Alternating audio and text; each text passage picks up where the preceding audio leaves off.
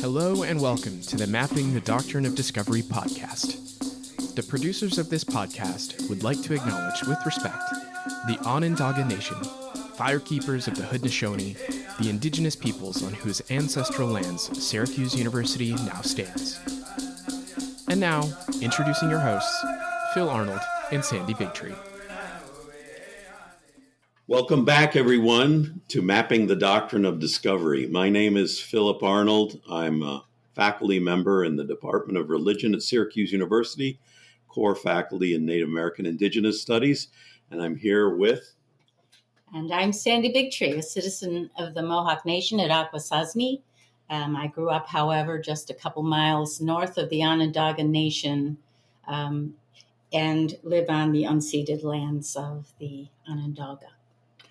And this podcast is sponsored by Henry Luce Foundation. Really appreciate all their help and support in this important work. Today we have some really old friends and special guests. First we have, and I'm going to ask you to introduce yourselves because that's probably the best and easiest way for our folks here that listen to the podcast to understand who you are. Lily Mendoza and Jim Perkinson, both faculty members in Michigan, my old stomping ground, and one of the reasons why I'm really interested in having this discussion today. But what can you introduce yourself to our audience, Lily?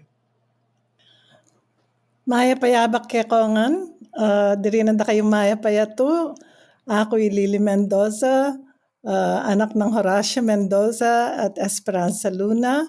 Good morning to everyone. That is from my Kapampangan native tongue. I was born and raised in the Philippines in the land of the Aita peoples and in a province called Pampanga by the riverbank. And I'm here in Wawiatanong, the crooked way of the river, home of the Anishinaabe peoples, Wyandot, Huron, Fox, Miami, and so in Detroit.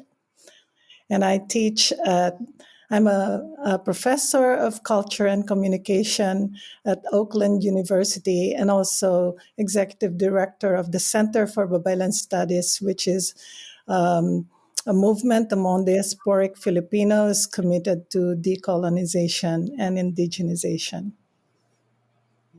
Thank you. And Jim? Yes, Jim Perkinson. I can only do this in English. I could improvise in Spanish, but that's about it. Grew up in Cincinnati, Shawnee territory, and now for more than 35 years here at Wawiatanong, as my baby spoke just a minute ago in introducing herself. I won't reiterate that, but do acknowledge that ancestry here and struggling out of those 35 years of being rearranged by inner city Black culture, and then hooking up with Lily Mendoza in 2001 and having to engage a whole nother rite of ongoing initiation into Filipino culture, the first official colony that settler colonial state, United States, ever took elsewhere. And I teach at an inner city seminary that over my 25 years there has become more reflective of Detroit itself. It's located in the inner city and is now overwhelmingly African American. And I have also taught part-time out at Oakland, where Lily teaches race and communication, hip-hop, race in the city, etc. I do spoken word poetry. I'm an activist in the city, particularly in the last 8 years, pushing back on water shutoffs and the struggle over the human right of water and learning that water actually, first of all, belongs to herself. She is her own creature. So all of that is ongoing initiation, rearrangement for me as white male, being greatly gifted with all of that input and constant checking. So, full disclosure, Jim and I went to graduate school at the University of Chicago together. We've met up at various points in our career, although we're in very different kind of circles in some ways. We've kept in touch, and both of you gave really thrilling papers at the Doctrine of Discovery conference, which was titled "Religious Origins of White Supremacy," and you presented on different kinds of panels. And I mean, just first off, I'd like to get your notes, on your experience there and how you felt about it, and where you feel like we should be going from here.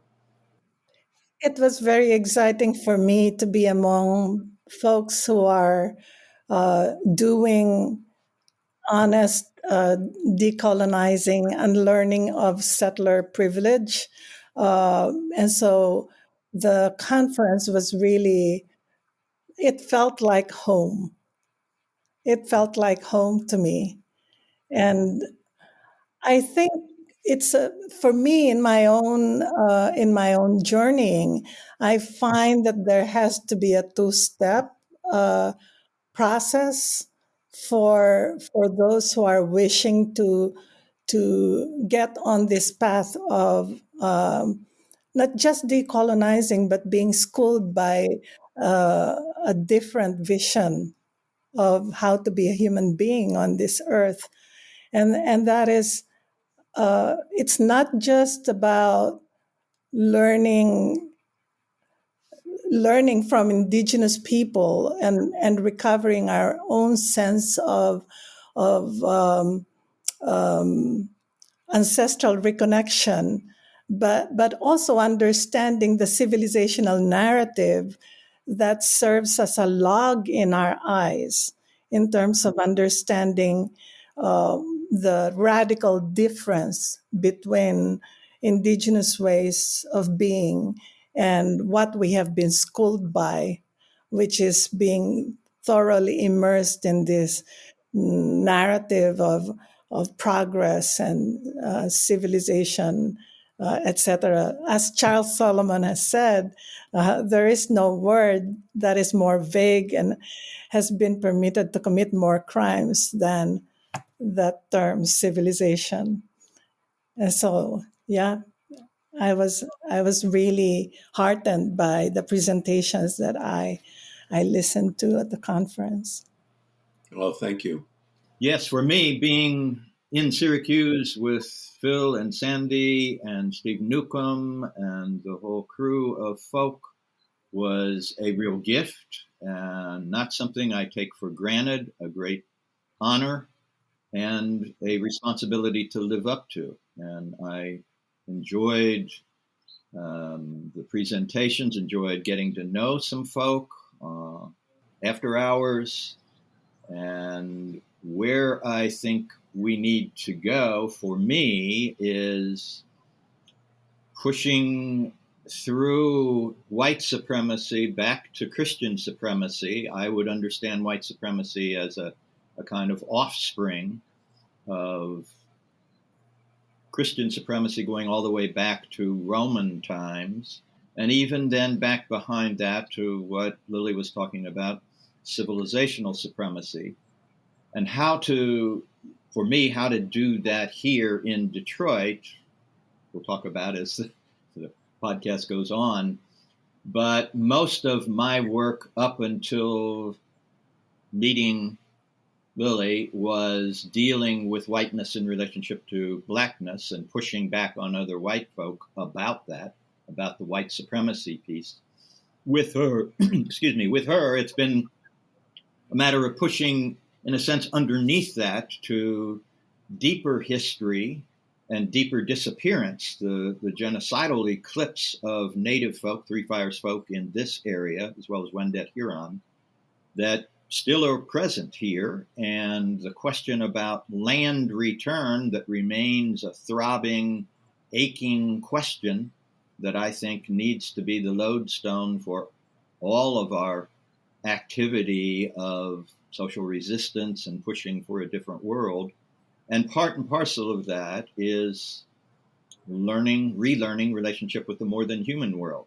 For me, when I go outside the door barefoot and wiggle my toes in the soil, I understand invisibly running between my toes and the soil is a river of blood, that I don't have the right just to relate to the land where I am and recover ways of belonging to the land, as Winona LaDuke might say.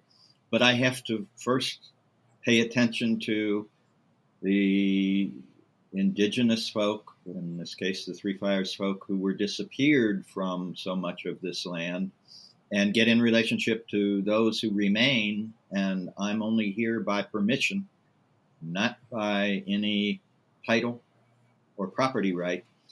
And so I try to integrate that into my teaching and understand that as a huge ongoing agenda. It kind of connects to what Lily was saying. You just can't go back and experience being Indigenous. It's like, Charles Long would talk about digging through the history. You have to understand colonialism, and it's so much baggage there that there's no way you're going to ever experience indigeneity with the land, right? But future generations may. And that's really an Indigenous precept anyway, that you live for 7 generations. And so it's being actively involved in this process of decolonization and reconnecting with the earth. We're really doing this for the 7th generation to come. We may see very little of an effect in the work that we do. And it's difficult work, and it's very upsetting work every day, right? And if I can jump in, Sandy, in response, part of the process for me in my own recovering of a sense of indigeneity is making visible the default conditioning, right? Because the narrative of modernity and civilization is so naturalized that we don't think about it. It's the default assumption of what it means to live a good life, of what it means to be a human being.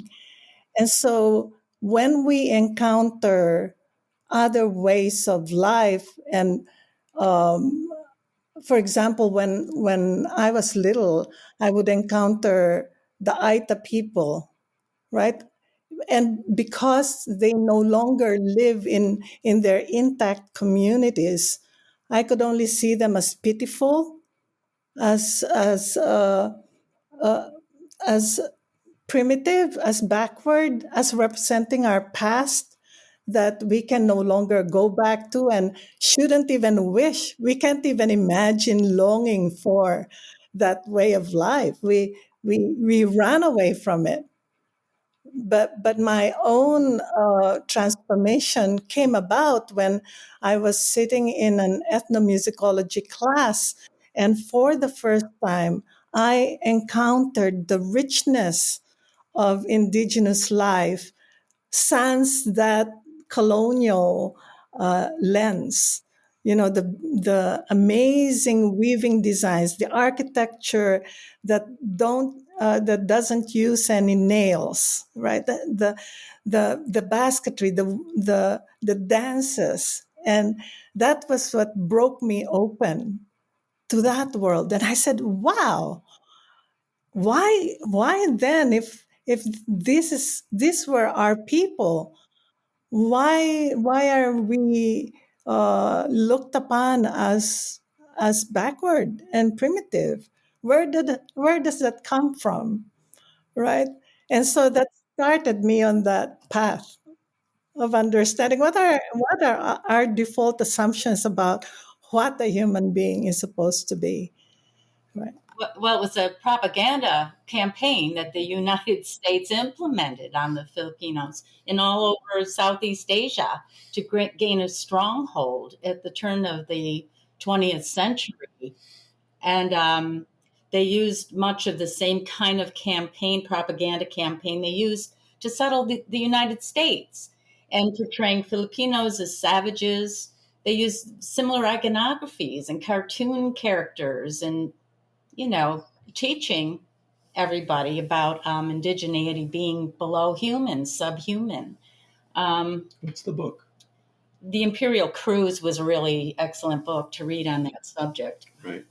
Teddy Roosevelt traveled with Taft, and Yeah. several congressmen were on this cruise, and it was just ushering forth this smear campaign so they could acquire stronghold like that. this. Really helped us understand what was happening. And the foundation of that narrative is on a separation from the land. Because living on the land is seen as merely being an animal, as if being an animal were an insult, right? And so people who are still living subsistence lifestyles are deemed as living like animals. That's why when they came, they would say the land is empty, right? Because they're just part of the flora and fauna. Except for all the resources there were. Right. Exactly. Even in that concept of natural resources, you have built in this idea of development and progress, So and an indigenous way of living with the earth is in the way. Yeah, it's a hindrance to progress. Yeah.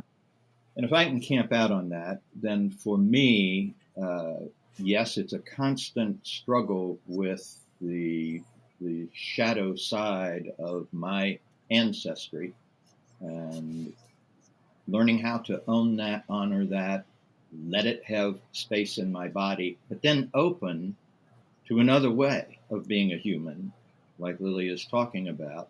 Initially, for me, learned from African American folk, ordinary low-income folk, using the memories and the continued bodily expression of their traditions coming out of West and Central Africa, using a percussive vocabulary, especially, not just in music, but in everyday interaction on the street corner, on the basketball court, in the beauty salon, ways of arranging fabric on the body that are bright primal colors juxtaposed that slap your eyeball awake from 50 yards away.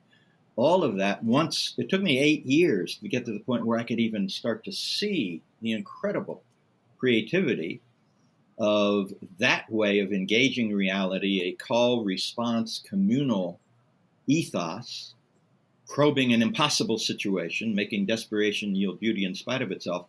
Once I saw it, I fell in love with it. It began to rearrange me. It comes out as spoken word poetry, but it's not mine to take. It's mine to, yes, participate in to the degree I have permission, but stay in relationship with actual Black folk who can say, Jim, you're going too far. Halt, stop, don't steal. And that's been the deepest education in my life, Black anger and Black humor that rearrange molecules. But then also learning from indigenous folk right here, a whole nother way, and then in the Philippines, yet another way of being a human being that is more embedded in land, and learning from the plants and animals and soils and seasons and weather and waters. And for me, being involved in pushing back on the water shutoff episode in Detroit, starting in 2014, and then 2015, a walk to join the water struggle in Detroit with the water struggle in Flint, starting at Park Plaza on the Detroit River, where Mona Stonefish, an Anishinaabe water walking woman, pulled up some water and talked to it, and talked about her people's way of relating to water, where it is the sole prerogative of women. And that pushed me then to have to ask questions, not just about water as a human right, but as I said earlier, water as belonging to herself as a living spiritual creature, animate force. And then taking that to go back into my own Christian formation and my own Indo-European formation, and going back to Ireland particularly, and learning some of the indigenous traditions there, the only colony in Europe, colonized by Great Britain, or by England, really. And learning some of the deep land relationships there that I can't claim immediately, but they are there at some level back in my DNA, and learn the traces and the memories, the myths, the rituals, the foods, the songs that I can partially let rearrange me. And in all of that, then it's not just an experience of dealing with shame and horror, but it's also astonishment and beauty, and falling in love with something that's very different than I grew up with, and having that as an animating force. Fabulous. Yeah. Yeah. Well put. Yeah, very well put. And, there's so many threads to take up here. One of the things that has really struck me lately in teaching is how good Indigenous people are at diversity, right? It's something that we don't do well, in spite of our language, in spite of our constitutional reinforcements for religious diversity, or ethnic and racial diversity, all those kinds of buzzwords. We just don't do it as well as Indigenous peoples. Among the Haudenosaunee, there is something called the Edge of the Woods ceremony. I mean, they're really finely attuned to welcoming people into their communities that have entirely different languages, entirely different worldviews, that live like 50 miles away. It's that kind of radical diversity, because those people over there, 50 miles away, they know their deities, they know their spirits and the spiritual beings that reside in that place. And whenever somebody goes and visits, as we always do, they have to, as the Tadadaho says, wipe them down, really address their sorrows and their struggles, and all of those things that we all carry with us. And so the Edge of the Woods ceremony back in Boulder, Colorado, that was one of the things that really attracted me to the Haudenosaunee as an undergrad, that and Sandy Bigtree. But we were, that kind of way of grappling with the human condition as people present themselves, as people are in the world, rather than as they should be or something, which, it just becomes much more enlivening to have that kind of framework to work in. Well, when the earth identifies you through your clanship, you are the earth. The water, you belong to the water. You belong to the earth. The earth is diverse, and it's forever changing. The water's shifting. Species move and, interact with one another. So when you pay attention and you're of the earth, diversity is a natural way of being in the world. And that's what I realized is the stuff of real culture. Real cultures are not just human inventions. They're worked out in very intimate relationship with particular ecologies. And they don't presume to universalize their local relationship, because they understand that other places require different ways of being, different ways of negotiating with the local spirits, the local beings, right? And I don't know. I like the edge of did you say edge of the village, edge of the forest? Edge of the woods. Edge of the woods. Edge of the woods, where you are, when you're encountering somebody different, you're having to negotiate that that edge instead of imposing it, and I think imposing your own to the other, and I think that's what Christianity did uh, across the globe. When it came, it had, and it was particularly devastating in the Philippines because we quickly learned English, and because of our modern education had for its official language English, right?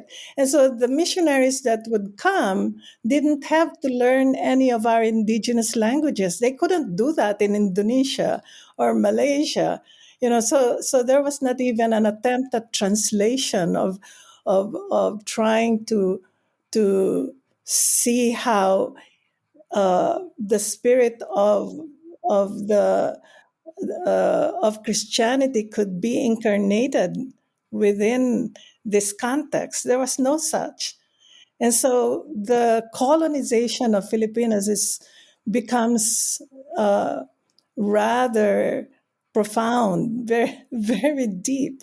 Uh, they say that the Spaniards were more interested in catechism. They were not very systematic.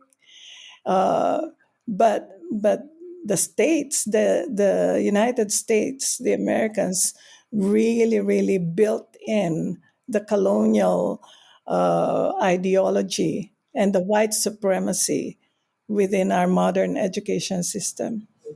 Absolutely. Yeah, and that's one of the reasons I mentioned diversity, Lily, is because the Philippines are just this radically diverse place, Yes, culturally radically diverse, over and 100 yeah, ethno-linguistic communities. it's amazing. How do you navigate all of that? It must have been there were these protocols that were in place before colonialism, before the attempts at unification, which I think you're still struggling with there. And I don't know if you can tell us a little bit about that, or there must have been all of these. Yeah, they would have blood compact, when they would have peace treaties with each other. Uh, there has been a lot of inter-island trading that was going on even before the coming of Spain. Um, and but then when you have an external power come in and then uh, impose its own requerimiento, right? Impose Right, its own protocol and say this is the only way. Then it runs roughshod all of these intricate negotiations that were already happening with one another. Yeah.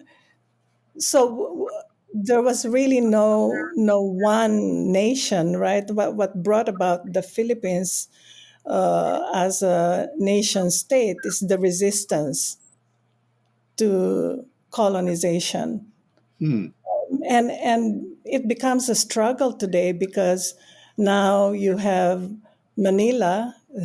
They're talking about Manila imperialism, right? Where you have all of these ethno-linguistic communities with their own uh, uh, diverse ways of uh, diverse languages, diverse cultures, and having to have a nationalized identity that's premised on the most urbanized, most the center, right? And the rest become periphery, pretty much. And so the viability of a nation state, I question even the viability of, because all nation states have their own internal minorities. Do you need help catching up on today's topic? Or do you want to learn more about the resources mentioned? If so, please check our website at podcast.doctrineofdiscovery.org for more information. And if you like this episode, review it on Apple, Spotify, or wherever you listen to podcasts. And now, back to the conversation. I think that, yeah, what we're talking about really is the radical democratic, if you like, radical democratic framework of indigenous peoples, right? That they're, and this is what inspired the founding fathers, oddly enough, and you see that here in Haudenosaunee territory. So this whole colonial history is just chock full of these ironies, of friendship, inspiration, those kinds of issues. It was radical when the first treaty with the Dutch was called the Two-Row Wampum. And it was that the colonist ship would sail down one row, and then the Haudenosaunee would row down the other river in their canoe, and they would never interfere with one another and respect each other down the river of life. And the colonists see that as, well, you're going to stay out of our affairs, and we can do what we want, and we won't interfere with your way, not even talk to you, as a matter of fact. We'll just like plow in there and take over everything. The concept they didn't understand, the colonists, was the river of life. You're both sailing in parallel, not interfering with one another down the river of life. And if you don't respect, being part of this force, then you're missing the whole concept of the two-row. And that's what the Edge of the Woods ceremony is about. There's a certain protocol when you bring someone as close as a few miles from your territory into your territory, because your languages are still a little different. Mm-hmm. You have different ecosystems, and you're not interfering with theirs. They're not interfering with you. So there's protocol when you meet and talk. But you have respect for the woods. Yes. I mean, the woods are the basis of that relationship. Or you have respect for the water of the river of life, like Jim was talking about, right? So the water, we have to have this. There are certain kind of universals sort of built into this in a way, but they're not ideological frameworks, right? And I kind of wanted to pick up on that, Jim, because your work on, pushing back against white nationalism, white Christian supremacy, has been really inspirational to me. And I think it's something that we both share. And I want, one of my graduate students, as a kind of setup here, one of my graduate students last semester came in with a shocking statistic that it's men like us, white cisgender men like us, that are committing suicide at higher rates than any other ethnic racial group. That is 60 and above, right? That's us. So it is personal, and I'm wondering, how you work with that in your work in the classroom, and in the neighborhood. Yeah. So what you're saying about the Edge of the Woods ritual ceremony, original diversity, I would call it biodiversity, is what I'm learning, that indigenous folk understood that the more than human world was already modeling how to handle diversity, and you needed to learn from that and collaborate with that. And that's exactly what I now try to do with Christianity. So yeah, I'm a cisgendered white guy, and on some days a Christian. Some days. Christianity is 45,000 denominations on the face of the planet right now. So what is Christianity? Who says? And I'm not particularly interested in preserving Christianity per se. I am interested in preserving the memory that Christianity encodes in its root, which is actually not Christian, but Jewish, and the memory that Judaism encodes in its root, which is not particularly Jewish. It's partially Jewish, but it's partially Canaanite. And so for me, it's a matter of teaching in the seminary, but exactly aiming at returning Christianity and Judaism to their ecozone, their local ecology that gave rise to their insights in the first place, which are valid there, but not universalizable and not valid elsewhere. And to push for a Christianity that would recover down in there, back behind there, its own indigenous roots that have their own wonderment and their own incredible beauty, like the Sabbath Jubilee tradition of learning from the land when Moses led the crew out from Egypt, and they had to relearn how to be human, and did so in relationship to Midianite pastoral nomads, learned to eat aphid defecation that's called manna in Hebrew. Aphids are scale insects that eat tamarisk leaves and poop 130% their body weight every hour. That puddles at the base of the tree that is scooped up by Arab Bedouin today in the area and called man. It's a carbohydrate to keep you alive. And so for 40 years, they were having empire and urban aggression gradually debrided out of them and relearning the land through their herd animals. And only in that way, sort of re-indigenizing into the area there. But that's only valid there. And then joining up when they eventually crossed the Jordan River from east to west with rebellious Canaanite peasants who are fleeing the city-state systems on the Mediterranean seaboard. And so they become this very mixed thing called Israel. And the El part of the name is a Canaanite high god, a storm god, a god of water, like Sandy was talking about. And the Sabbath Jubilee tradition that's elaborated out of all that wilderness wandering experience probably was dictated to them by the rains that come and end the summer drought regularly in September and October, celebrated in the Feast of Sukkot, the Feast of Booths, which is a rain ceremony originally. Longing for the Mediterranean storms to blow off the Mediterranean and end the sirocco and drought coming up from the Hijaz in Saudi Arabia. And they do that regularly for about 6 years at a time, sometimes 7 years, and then they go AWOL. It's like the rains say to the human community there, we know you need us for your small-scale agriculture and your animal life, so we'll come regularly, we'll cooperate with you, but every 7th year or so, we're going to do our own thing. We're going to go and be on our own rhythm and time and cycle, and you'll have to deal with that by returning to a much more vulnerable relationship with the land, and then we'll come back and cooperate with you again for another 6 years. So this emphasis on 7 days, 7th month, 7 years may well have been something the original folk there learned from the rain.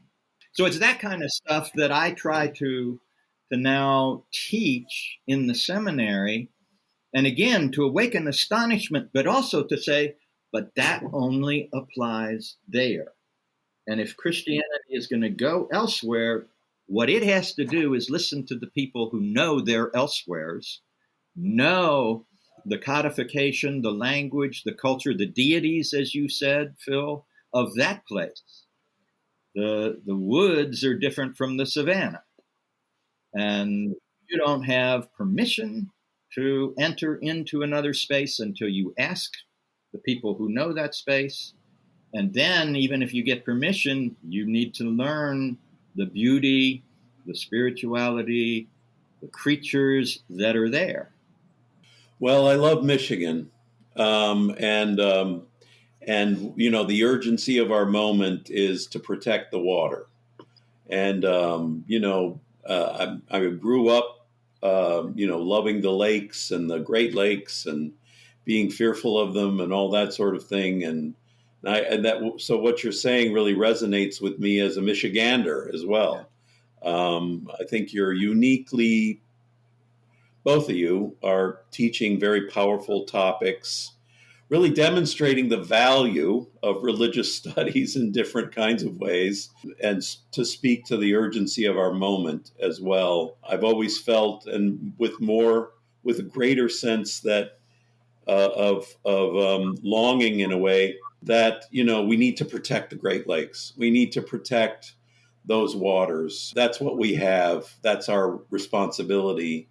And what you're both saying in different ways is kind of like how we in history of religions and theology can participate in that work. You know, what it means to be a water protector, just where we are, and you know, I think that's something we share because we're also, among the Great Lakes here in New York State. It's difficult, though, when you're entering like a Christian community. The first time I visited Phil's parents' cottage up at Crystal Lake, we're driving up there, and I'm excited, anticipating to see this beautiful lake they're all talking about.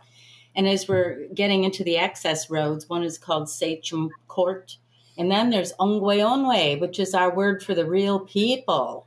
And so we're driving down, and already I'm like offset, right? And then there's one mansion after the next, mansion log cabins, all varieties on the beautiful, beautiful access. We reached the family, log cabin. It's the most modest little, lodging on the entire lake, but it's beautiful. But, I'm already set back, and it's so hard to the erasure, talk about anything once you go through that entry.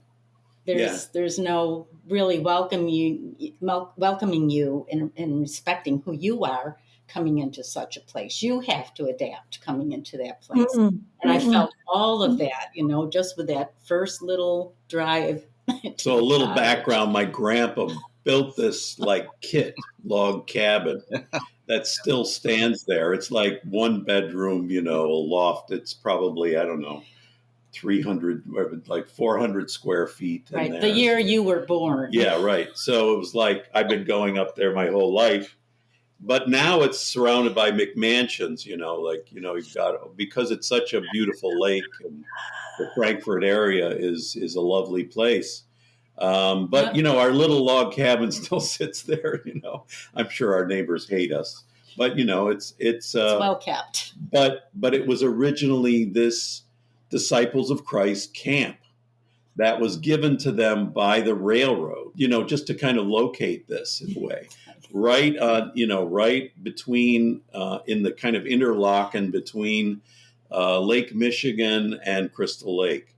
So since then, things have developed, but the camp remains, even though, for example, the disciples have repudiated the doctrine of discovery. I find that nobody seems to know what that means in our little world. Or really care. Or really cares, because it just sort of interrupts it's a little like, hey, you get off my cloud, remember the old Rolling Stones song, it's like, don't mess with my utopia, and it's been interesting having gone up there my whole life to see this arc of these beautiful lakes, and the things that they've gone through. But then also the people just, they're probably liberal, well-meaning people, as opposed to many of the other rural counties in upstate Michigan. But still, they just don't have a clue. They're so content with their beautiful lakeside cottages. Yeah. And it's a challenge, because I think the form of Christianity that you're talking about is just so foreign to them. But on the other hand, their idea of Christianity is dying. My parent, like I said, we go to my parents' church in East Lansing, and they're considering selling it, because nobody's attending, nobody's coming there anymore. So even in the face of this kind of inevitable death that Christianity is going through in many denominations, there's not this sense that, well, did we get something wrong, or no. I'd like to clarify. We went to that church once in 10 years to be with your parents. We don't go to that and church. Now and there was a transgender woman that was the pastor at the church, and my parents, who are in their 90s, are just like they're saying, they had to sit us down and say, now this is not the church you grew up in, Phil. And then they said, we have a transgender pastor. And then Sandy and I said, we want to go. Yeah, it's like, hallelujah, right? Let's break this thing apart. Yeah. Well, I often say, and I think Lily should weigh in here quickly too, I often say that I think history would have been better off without Christianity. If you actually do a calculus of the dead bodies at the feet of various religious traditions. There are more dead bodies at the feet of Christianity than any other major world religion on the planet. Other world religions, once indigenous religious traditions get gathered up to serve an urban elite that is bent on aggression, they also have participated in all kinds of domination, violence, genocide.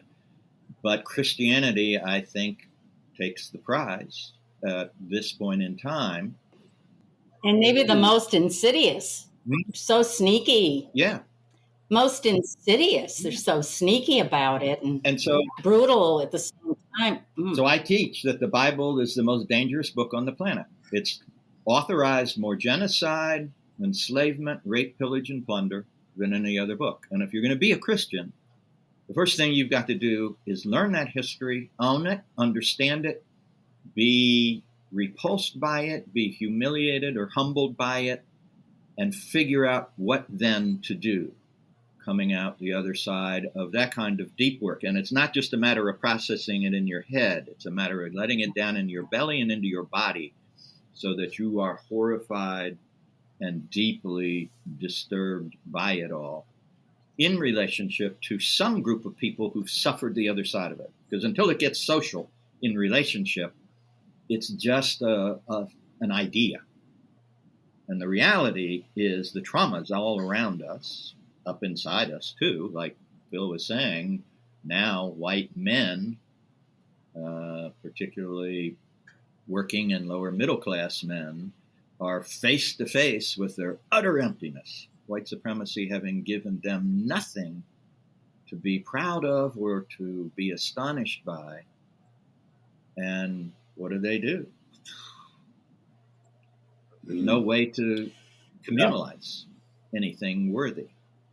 I think that's right. And grief is always seen as a weakness in this culture. Yeah. In Christianity, it shows a weakness in your faith if you're like depressed, or it's just a no-win situation. Yeah. Maybe you could talk a little bit about white Christian nationalism in the Philippines as well, because we know that, I mean, it's on the rise everywhere, but one of the things I like to tell my students is that if you don't understand religion and you don't understand the history that Jim is talking about, then you really don't know what's going on in the world right now. I mean, it's just literally everywhere. I mean, yesterday we went by a pickup truck that was belching smoke, and that's a symbol of, the apocalypse. I mean, somebody embracing this kind of apocalyptic idea of the world is going to end, so let's make it end sooner, sort of thing, right? And I think, there's so many indicators of how white Christian extremism, nationalism is expressing itself. I wonder if you can weigh in on what's happening in the Philippines as well. Yeah, there are so many threads that I wanted to jump in on, but there is this notion in the Philippines that we don't have racism there. Just because we're all brown skinned, it's not your typical white settler colony like Australia, for example, or the US. But I actually wrote a piece on it, questioning that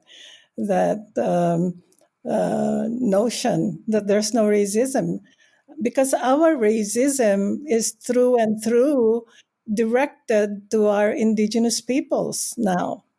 And I am even wanting to suggest that our nation state, even if it's governed by all Filipino officials, is really a settler colonial state in relationship to, when you look at the cultural logic vis-a-vis our indigenous people. And it's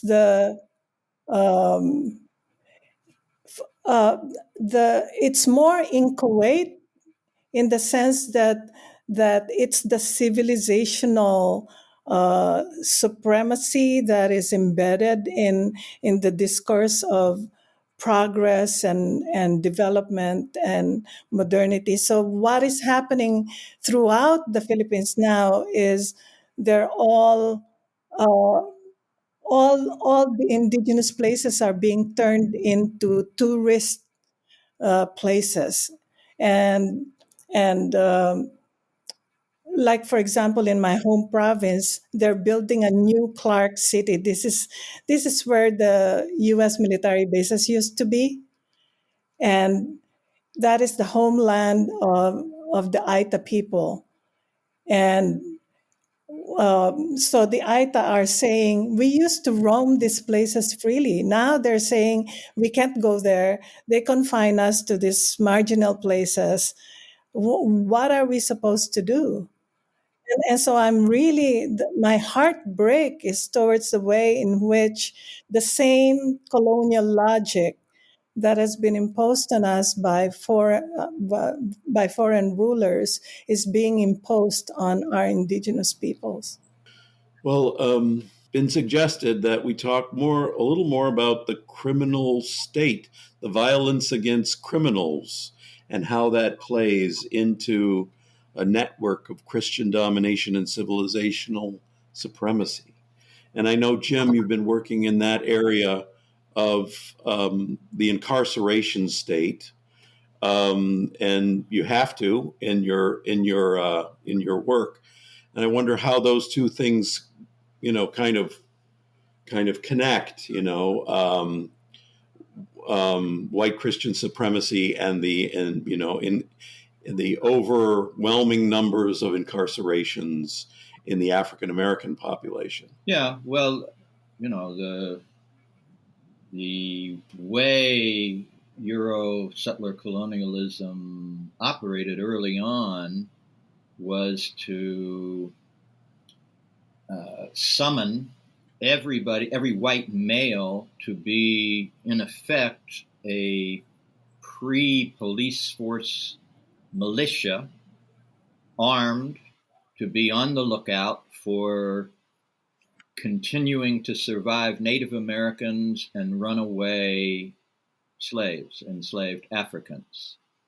And our modern day police force grows out of that in this country. And this idea that a gun is a prosthesis of white male identity, I think, is deeply embedded in the culture all the way up to today.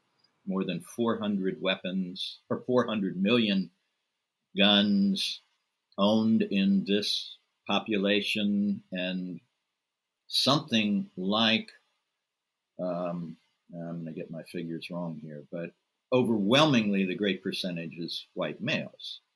And it's a continuing legacy of being on hunt for bodies that you're going to criminalize. In fact, already have rendered property, anybody who has dark skin. Yes, you initially, once you come over, clear native folk off the land genocidally, either by killing them, infecting them, or pushing them west, and then reach into Africa and pull over the new labor force that you shackle. But you also work with language so that black skin becomes a shackle you can't peel off if you get the iron shackle off. And then you monitor it with a gun on the part of all the white males. And that continues to be the valid form of enslavement in our culture. The Netflix video 13th runs through the way the 13th Amendment eliminated slavery except in the case of committing a crime, and then it continues and legitimizes slavery in that instance. And so now, you have, the civil rights movement and Black Power movements, and the eruption of cities in the North in the 60s, Black folk emerging in a new public dimension of assertiveness. And the response is to take the prison industrial complex from what it was doing in 1970, which is incarcerating 300,000 folk, to incarcerating 2.3 million by the early 90s, overwhelmingly dark-skinned bodies, and you then create an industrial complex around it so that all kinds of folk, particularly white folk, but not just white folk, have their livelihood connected with that, serving that complex of incarceration. And so it's one more form of capitalizing on black and brown bodies, and yes, red bodies here, but also up in Canada, their version of it, that continues the economic exploitation. So it's criminalization in the sense of negatively perceiving, broadcasting a cultural habit of negatively perceiving dark skin, but then you make that yield economic benefit through this great big complex one more time. The other thing I would say is that Christianity and Judaism both are camped out on outlaws. All the major figures were outlaw. Moses was an outlaw. He had to go OG from Egypt, having, killed an Egyptian overseer in the process of advocating for a Hebrew slave. So he has to exit with a price on his head. John the Baptist beheaded, Jesus crucified, all of the inner circle didn't make it to old age. Being criminal with respect to the political state that you are part of is the vocation of a legitimate Christianity. Now, if you're in an indigenous situation, that's not what you do. You learn. You sit back and shut up and learn from the people of the land. But if you're embedded in an empire, then you better be resistant. That's exactly what happened in Haudenosaunee territory. I mean, here they're consulting with the founding fathers about the Great Law of Peace, another vision, another way of living. And then Washington, during the Revolutionary War, issues forth this scorched earth campaign to burn out all the crops and villages of the Haudenosaunee, and they had to flee their homelands. And then when they return, most all of their land is taken, and it's been assigned to all the military army, right? The sergeants, the generals, and everybody is allotted a piece of land. So in being paid off with land, Washington establishes a military state in Haudenosaunee land. So that's the beginning of that police force, right? Yeah. And they're all armed because they're soldiers. Yep. There's a reason why we're the Empire State. Exactly. Yeah. Babe, it looks like Adam has a question for you on this. Yeah, I'm just reading his message here. In the Philippines, President Bongbong Marcos has continued the policies of Duterte's war. Is there a civil rights movement in the Philippines fighting for abolition and against the prison industrial complex there? I wish I was really up on the politics in the homeland in this regard. I know that there are a number of progressive movements and feminist women's movements. I have been focused for most of my work on what is going on with Indigenous peoples, and so I wish I could speak to that. What degree are Indigenous folk criminalized, babe?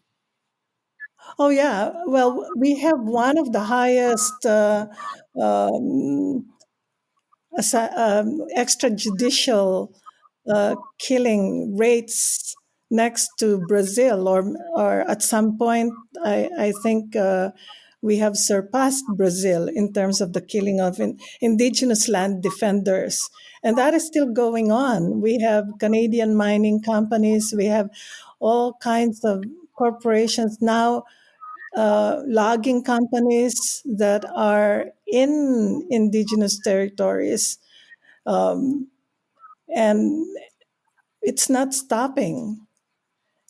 It's not stopping. And a while ago, I wanted to introduce a wrinkle in regard to Christianity being a curse, almost like a curse on the planet. Well, in the Philippines, we actually have some progressive Jesuit and other priests who are working with indigenous communities to serve like some kind of a buffer, because there's a lot of red tagging. Uh, indigenous land defenders being accused of being charged with being communists. And so some of the progressive priests put their bodies on the line and serve as some kind of a layer of protection for folks. But what has happened with them is that they themselves became schooled in the people's ways, so that the education is not really toward missionizing, right? But them themselves having to learn and to be tutored by indigenous communities. So that's just something that I know is laudable. Yeah. Yeah. Being a buffer. Yeah. I think one thing that we've come to appreciate doing this work over the last 15 plus years on the doctrine of discovery is how unifying it is, right? So, in spite of the fact that we're visiting this terrible legacy, these awful events and occasions throughout history, I think that one of the signs of hope, following your little wrinkle there, Lily, is that it does bring us together in a variety of ways around a common trauma, common issue. Some of us are more aware of it than others. Some of us feel it more keenly than others. It's not always comfortable in our conferences, but there's a lot of energy. There's a lot of commitment. People are understanding this message. And I want to thank you both. You're one of the kind of power couples I think of in that are doing work across the kind of vast array of topics and issues in the history of religions and in indigenous studies. And I really appreciate you both. I think for both of us, really appreciate this conversation. Just thank you. Thank you. Yeah. Thank you for having us. Yes, for sure. The kind of power couples I think of in that are doing work across the kind of vast array of topics and issues in the history of religions and in indigenous studies. And I really appreciate you both. I think for both of us, really appreciate this conversation. Just thank you. Thank you. Yeah. Thank you for having us. Yes, for sure. The producers of this podcast were Adam DJ Brett and Jordan Lon Cologne. Our intro and outro is Social Dancing Music by Oris Edwards and Regis Cook. This podcast is funded in collaboration with the Henry Luce Foundation, Syracuse University and Hendricks Chapel, and the Indigenous Values Initiative. If you like this episode, please check out our website and make sure to subscribe.